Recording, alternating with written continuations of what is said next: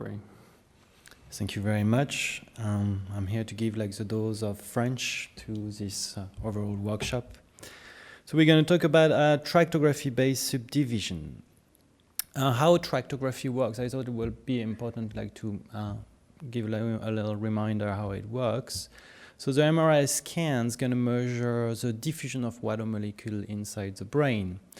If you look at the cortex, for example, in the left, we have a magnification of a cortical voxel.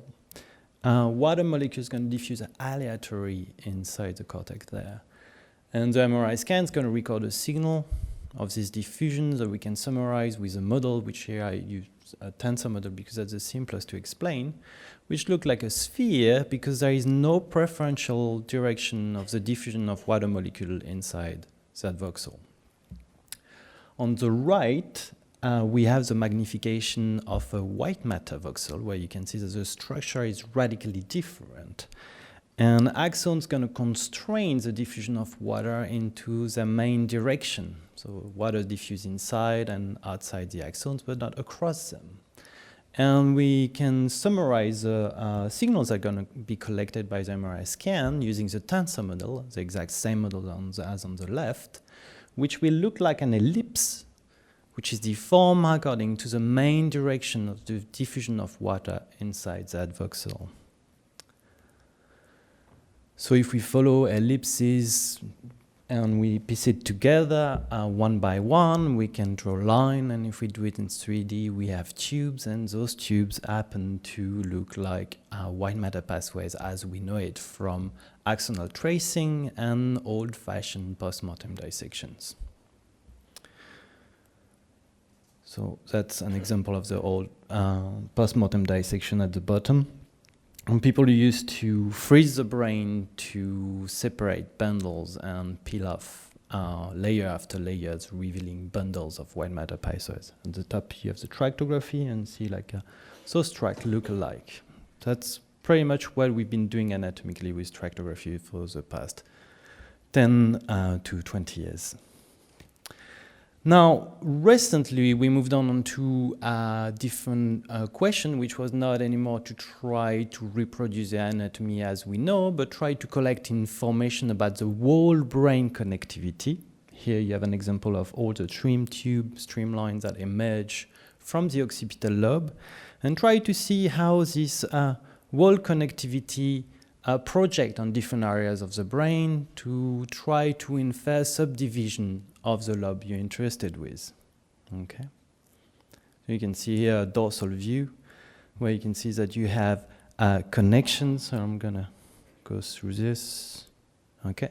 So you have association pathways that connect the cortex to the cortex, projection pathways that connect subcortical structure to the cortex, and commissural pathways that you can see here that project onto the other hemisphere. So by combining all this information into a matrix of connectivity, how things are connected together, and applying models of classification, you eventually can divide the brain based on these inputs and outputs. This is a great idea that's been here for a long time. As you can see, David Van Essen has been saying in the 80s that areas can be arranged in a well-defined hierarchy on the basis of the pattern of interconnections. So the idea has been around for a long time.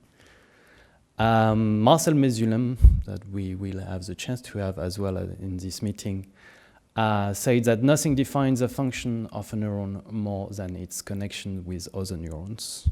Very extreme point.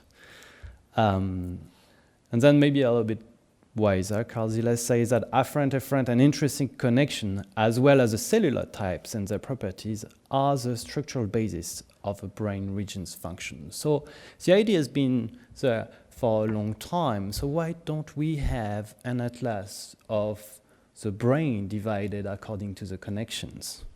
I'm afraid this is because of technical limitations. I mean, we have very limited knowledge of the entire monkey connectome, and we have even a more limited knowledge about the human brain connectome. So here you have one of the most advanced atlas of the fiber pathway of the monkey brain. And the brain that you can see on the left is a summary of all the areas that have been injected to know about the connection of those areas with the rest of the brain. And you can see that they do not cover the entire brain. They're like patchily distributed across the brain. So this is to represent the very limited knowledge that we have about the connectome of the monkey brain.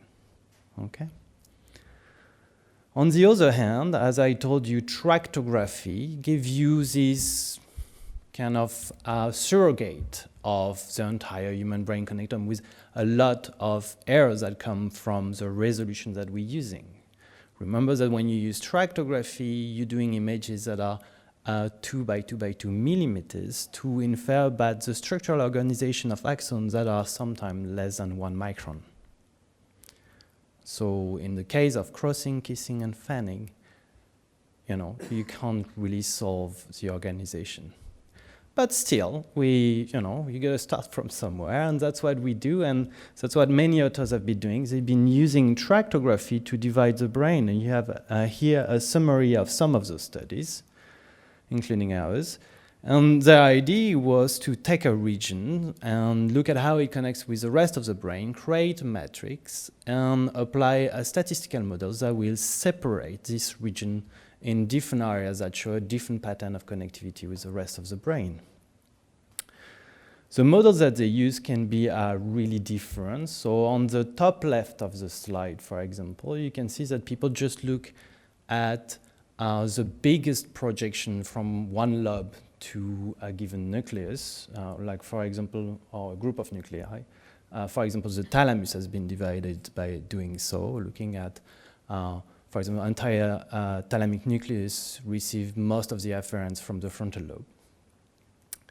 Then below that, people started using more advanced statistical models, such as a k-mean clustering. One of the limitations of the k-mean clustering is that you need to know how many regions you want in order to inform the statistical algorithm on the model on how many division it has to do, which is okay when you do a small region, because you can play around with a division in 2 or a division in 3.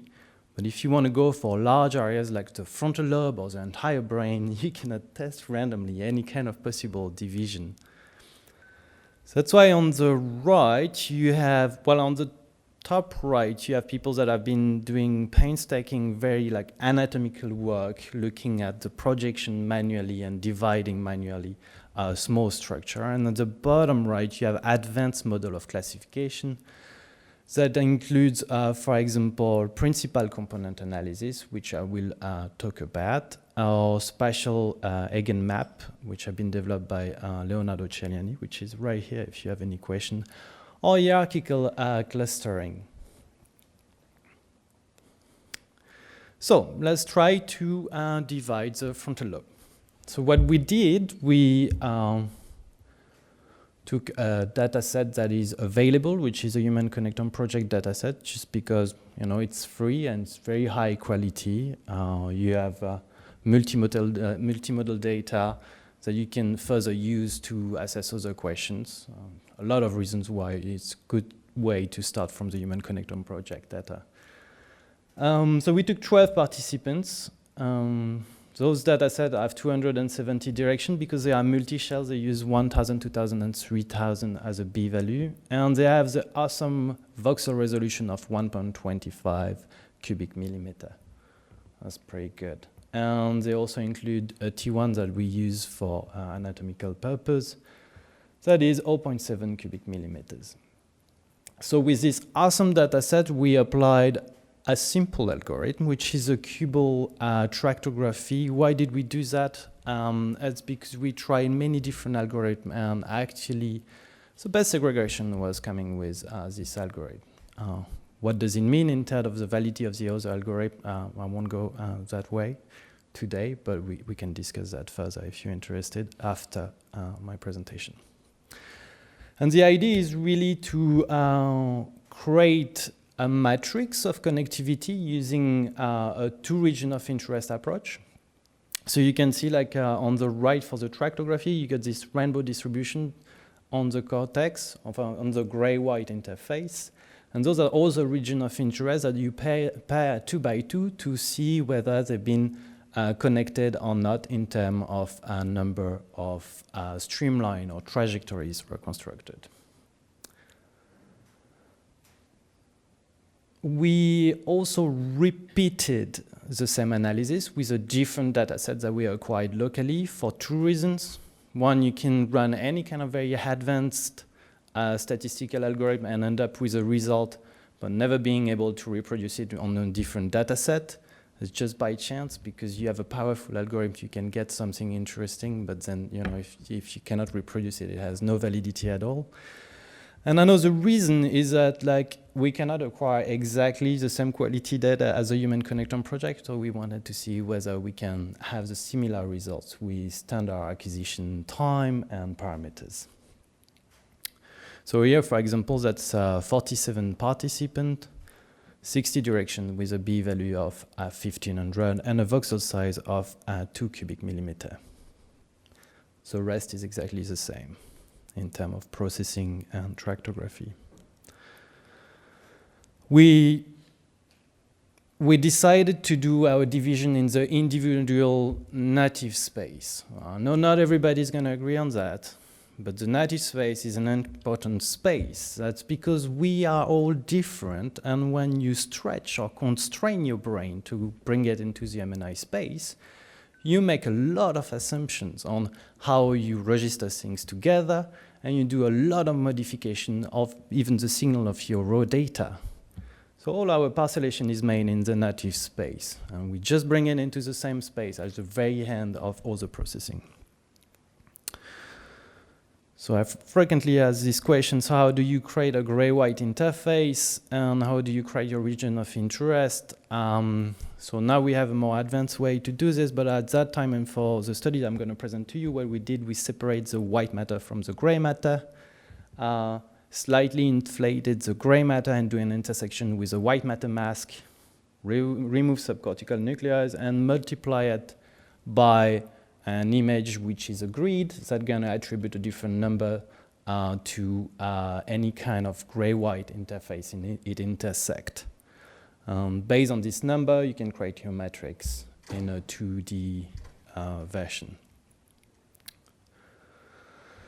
Now, tractography is not exempt of limitations, I'm afraid, and I have to discuss that point. To be honest, we have real problems. So the further we go with tractography, the less streamline we're going to have. This is something that is biologically true, but it is also a big limitation of the tractography algorithm. So one way to correct for this, which have been currently used by the probabilistic tractography, is to multiply the number of trajectories you reconstruct, number of streamline, by the distance that you've been doing with your tractography. This is what we did in that case. I'm not saying this is perfect, that's all we have for now. Then you have the spatial specificity. So I was talking about like some limitation of tractography in terms of crossing, fanning, kissing fibers configuration. So in this situation, what we've been doing, because I've been working with tractography for a long time, we did our matrix, but I also use extra region of interest for subcortical nuclei, as well as for the corpus callosum, for example. And I use those regions of interest to inform the matrix with anatomical priors.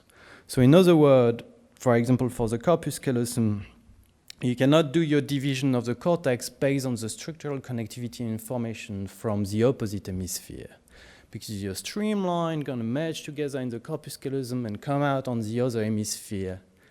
But the path and the streamline that's going to follow is not necessarily true, because they've been merging together, and tractography is blind at this level on where to go on the other hemisphere. So we decided to not take into account those information that can mislead the division of your hemisphere or your brain or your region. Okay? The same goes for subcortical nuclei, because the tractography is gonna merge together for subcortical nuclei, and those are very tiny structures, so we took them at individual region of interest. So we don't have a gray-white interface subdivision for the subcortical nuclei. Okay, we take them as a whole. Then there is a problem of the strength of connection.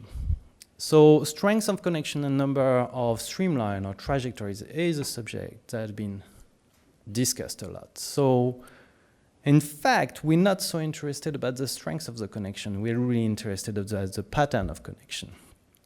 One of the limitations with the number of streamlines is like not every region in the brain will have the same number of streamlines emerging and connecting other areas just because they can be misplaced, not having too much chance to project their streamline at the resolution of diffusion weighted imaging that you're using. So we try to compensate for that by converting the pattern of connectivity of every region into Z-score, which is a normalization of the total amount of streamline you have per regions. Okay, so we actually looking at a pattern rather than actually the strength in terms of number of streamlines. Okay. So true problem, maybe for solution. I'm happy to take any suggestion how to do it better. So with that, we created our matrices for every single of the 12 brain, which are actually 24 matrices because we did the left and the right hemisphere. So you have, for example, voxels in the left hemisphere in ordinate, and you have your voxel in the left frontal lobe in abscissa, x-axis. And that make like a big matrix like that with a number of streamline or trajectories that have been Z-scored that you run into a principal component analysis.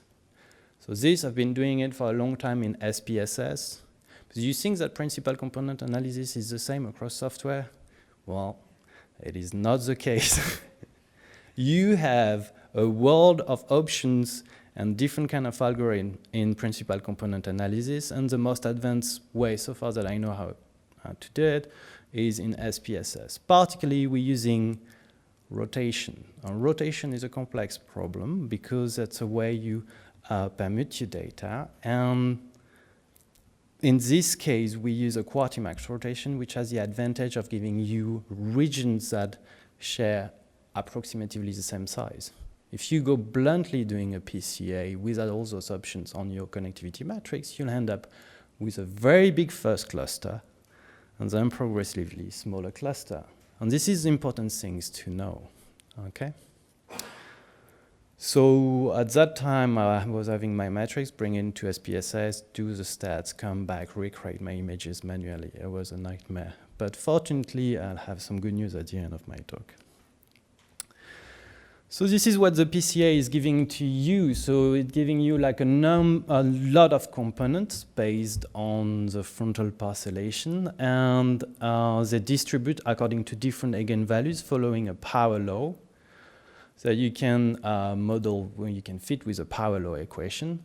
In order to extract the optimal number of regions, we apply an old trick, which is called the street test, invented by Cattell in 1977, which is looking at the elbow of this distribution to separate principal component from what we call residual components that have like very low predictive power on the distribution of the signal. So that's the left part. On the right side, you have the same distribution of eigenvalues, but every line corresponds to a different subject. And I want to drag your attention on the fact that this distribution is actually the same in everybody. That's very exciting. Should we get back to it? So I want to apologize for this incident. I thought that was because I stepped on the cable, but apparently it's not my fault. It's just bad luck.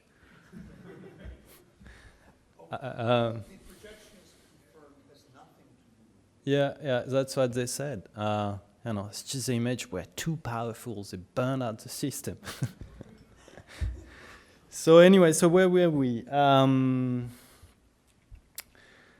So those are like the different distribution of the eigenvalues for the parcellation of the frontal lobe. And here at the top, you have the 3D representation of those different regions. So I went through their division. You can see parts of the pars opercularis in light blue, and above that you have the area 45, 46. And you have a division between lateral and medial frontal pole in red and yellow. And at the bottom of that, you have coronal slices. So they give you an idea on the sectional anatomy in coronal slices of the distribution of those regions. So what's interesting here is you can see the right and the left hemisphere, and they've been processed separately. And you can see that you have a similar distribution of those regions in the left and the right hemisphere. There were no asymmetry in terms of volume of those regions between the right and the left hemisphere, and 12 regions in the right and 12 regions in the left hemisphere. Okay? All the slides are online if you want to come back to it. So those are like the representation of the connectivity of the 12 regions in the frontal lobe with those regions in the same region is the frontal lobe. Then you have the connectivity with the limbic lobe, subcortical nuclei, the parietal lobe, the temporal lobe, and the occipital lobe. The scales that I use to represent this connectivity is different according to lobes, because some regions receive more afferents and send more efferents than other to the frontal lobe. Particularly some things that I noticed, which have not been described before, and I don't know if that's something coming from tractography or true anatomical findings, is that you have way more streamline going to subcortical nuclei than going to other part of the cortex from the frontal lobe, which gives you an idea on how the frontal lobe works with the rest of the brain. Okay? So this is something that will have to be validated with animal models, because any new anatomical finding with tractography has to be validated with post-mortem work, something that you have to keep in mind. And here we look at the reproducibility of this division. So in A, you have the division that I just showed to you based on the Human Connectome Project dataset. That's an average of every subject. In B, you have the dataset that we acquired in Paris, and we did the same processing. You see that we have a very similar division, except for the area number 8 that happened to be bigger in France than in United States. And that's probably why we didn't elect Marine Le Pen. And then C, D, and E are individual subjects that match. So C is actually the subject that matches best the models that we had in A, and D is somebody around the middle, and E is actually the worst subject that we had. So you can see that you have a similar pattern of distribution of those regions. Also, you have some variability, and what we're working on now is to think about whether this variability is a true variability across subjects, between subjects, or it's just an effect of noise, okay? And that's interesting because if we can measure this variability in single subject, we can come back to the original question, which is a relationship between this division and the functional territories. So to assess the relationship at the group level, we use those regions and went on to neuroscience, which is, if you don't know it, it's a great website that summarizes functional activations for the past 20 years. And it's doing like a real-time meta-analysis directly from your explorator on the internet. It's a lot of fun. You can spend hours playing around trying to learn about the function of the brain. And part of neuroscience, you have a function that is called the decoder. So you can load your region inside the decoder. It's going to give you the distribution of chances of specific function being activated in the region of interest that you loaded. Okay? And we did, so it's testing for 2,500 terms. and see whether these 2,500 terms are activated in your region. We did a z-score of that, and that's the matrix that you have on the left, where you see that your region, we organized it posterior anteriorly. So 1 is the most posterior regions, and 12 is the most anterior regions. And you see that they are functionally specific. So we always take the, I'm afraid I don't want to show you and get down. I'm going to stay behind the podium. Oh, God. All right. So you can see they are going from top to bottom, from idiotopic area. It's easy to remember. They have an idiot in here. So I mean, like doing very simple tasks, such as foot, moving your foot, and like motor functions. One of the terms that was coming right after motor function was a hand. And then you're going progressively, as you're going towards the frontal pole, towards more advanced functions. So what is interesting here, you can see that you have a statistical, a very neat line of functional specificities that is showed by this line of z-score. And it's like dark blue on every side. That means that regions that are neighboring with the others actually do not activate for the same functions. That demonstrates the functional specificity. And then on the right, we try to correlate the spatial extent of the regions with the spatial extent of the activation, see whether they match or not. And the correlation are not great, but again, it shows that you have a neat specificity. So areas that are activated for the functions that I mentioned actually activate more in the region that is divided by structural connectivities and in neighboring regions. Okay. Now, I know that functional MRI and the size of the activation is very dependent on the statistical threshold that you use. Here we use the default FDR-corrected P001. So I like, matrices, but I also like neuroanatomy, so I wanted to show you in real how those data look like. So you have a side-by-side, the probability of finding the region that is defined by the structural connectivity, side-by-side with those functional meta-analytic map from neuroscience. And you can see that, for example, for activation of the foot, you have a very good match between the region. For the motor cortex, which is a term that is related to those activation in the literature, you have a good match. For the eye field, particularly front eye field, you also have a very good match, and so on and so forth, with some exceptions that are not great. Like for phonological, the alignment is not perfect.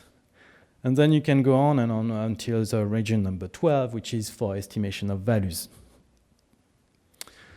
And this is what we have at the individual level, and that's what I wanted to mention to you. If this variability at the individual level is partly explained by differences in the organization of the functional field in the brain, well, the region that we identify as being the frontal eye field, which at the top you can see activation related to the orientation of gaze that actually activates the frontal eye field, on the average would match the blue area that you have on the right. And at the bottom, at the individual level, you can extract these regions in 3 different brains that you can appreciate a very different shape. And you can really find every time this region, which happen to be where the landmark of the frontal eye field is, which is at the crossing between the precentral and superior frontal sulcus. Okay?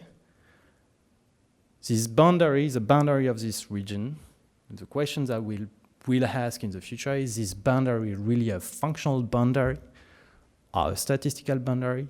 And is the separation between this region and the neighboring region is sharp or smooth? So do you really change your functional field when you're going like a few microns further? Or is that like just a smooth transition to all other functions? We don't know these kind of things, and we'll explore it in the future. So this is my last slide. So I've been promising for 4 years now that we'll do a software. It's been really hard because of the SPSS advanced PCA that I was talking about. So we've been losing a lot of time. And I think when you don't know how to do something, you don't have to be afraid to ask for the help of other people. And this is what I did.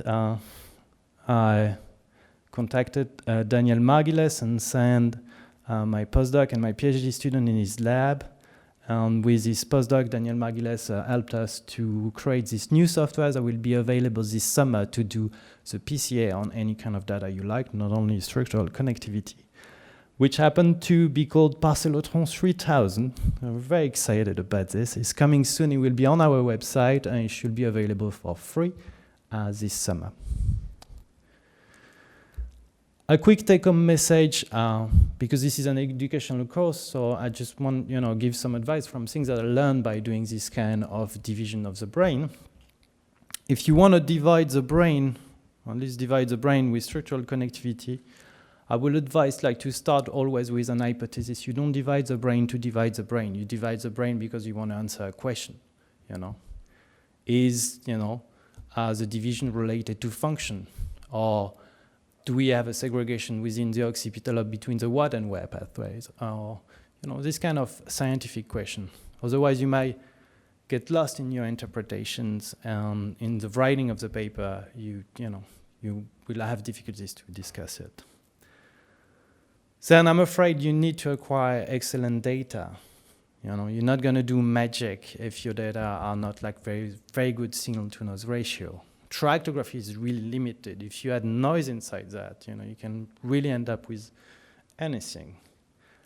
And then, of course, you got to make sure that your structural connectivity division is not noise related. One way to do that is try to look at the reproducibility at the individual and between group levels. So you really look at whether this is really reproducible, your result.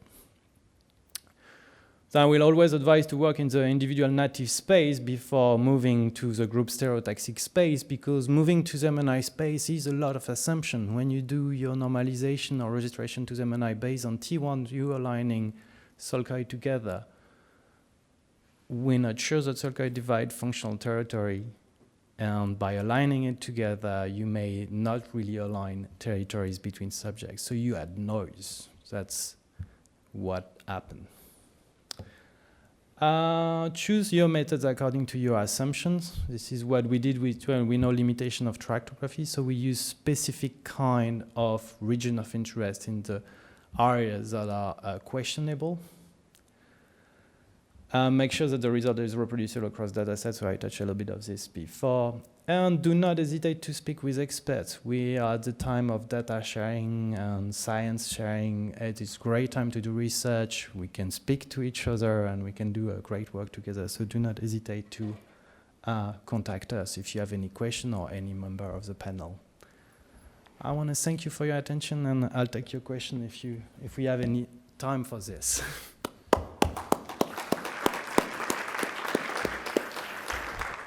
Yes, we have time for a few questions if there are any.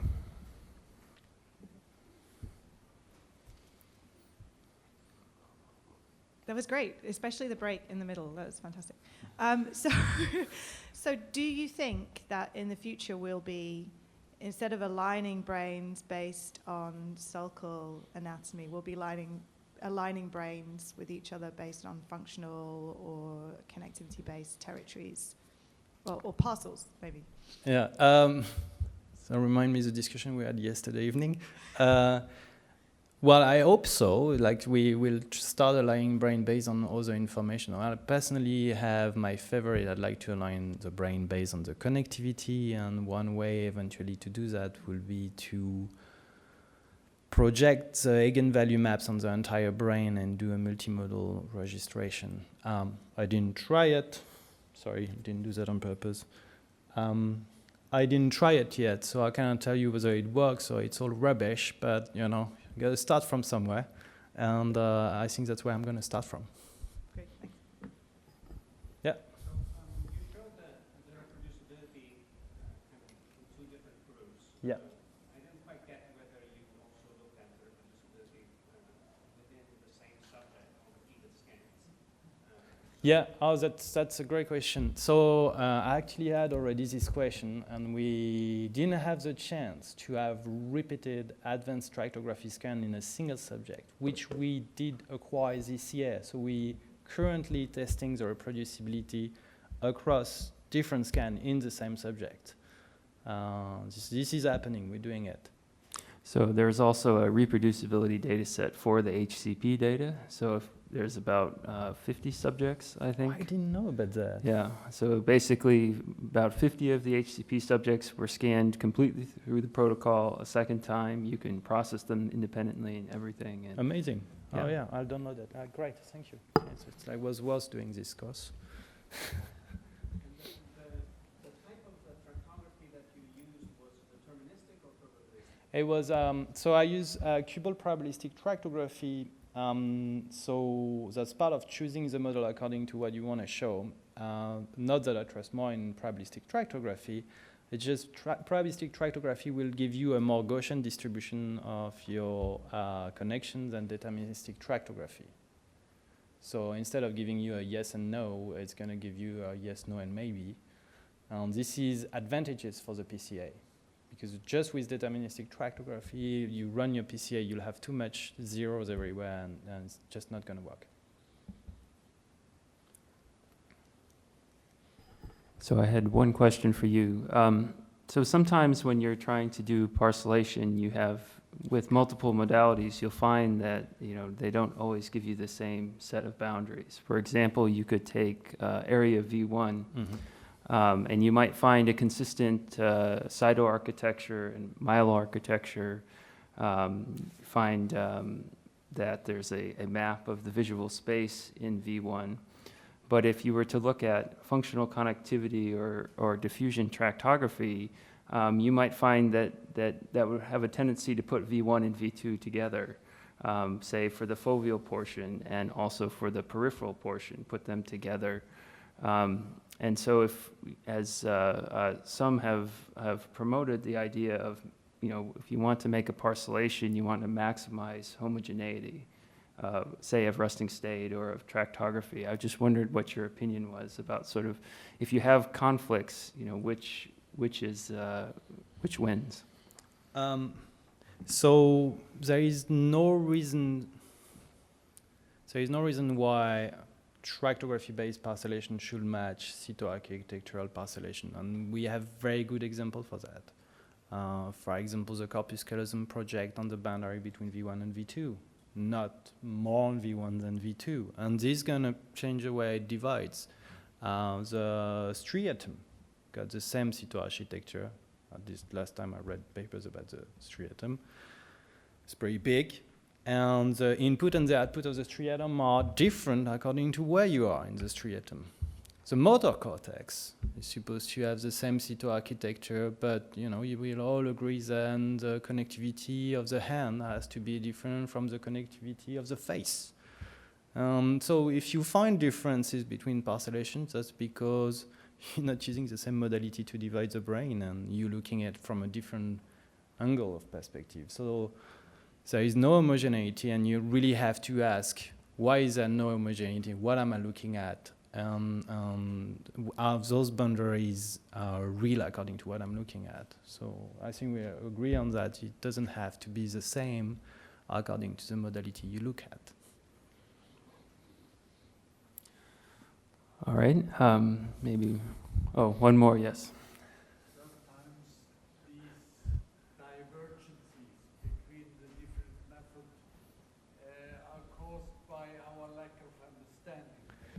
Yeah. Method is really telling us. For instance, the primary visual cortex and border to V2.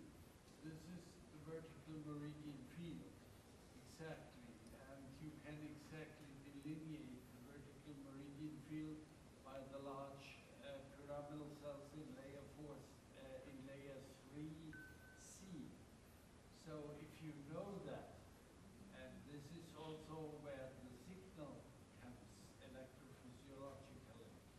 So if you know that, you can really put together visual field studies, cytoarchitectonic studies, I see. connectivity studies, and receptor studies.